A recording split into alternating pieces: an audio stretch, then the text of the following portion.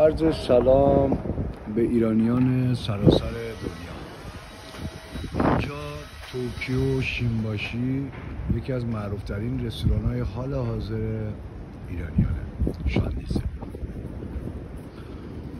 حقیقتش امروز ما داشتیم کوفته تبریزی درست میکردیم برای شب هم که کلا رزرو میشه.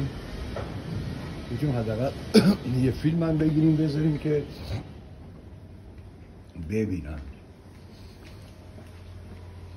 کلا بچه ها این منطقه کلا همش رزرو. بعدش این از کوفته تبریزی مونه بچه ها. میتونم بگم یکی از معروف ترین و خوشمزه ترین کوفته تبریزی هاییه که تا حالا به خودتون دیدید یا ندیدید. کدومشو بگیم یا کنید. این داخلش یه چیز اوشوری هم داره که اونا یه حالت چی میگن سورپرایزه. اون اصل کارشو باید یارو همینجا انجام بده خودش میبینه. این که واقعا خیلی خوشمزه است. کسایی که کوفته تبریزی اینجا رو خوردن اینا میتونن تایید کنن.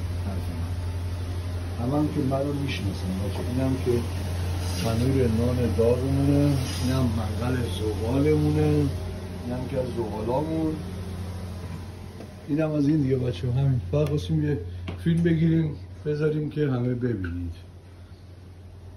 برای خوشحال میشیم تشریف آوردید ژاپن، حتما سر از رستوران شاندیز در بیارید.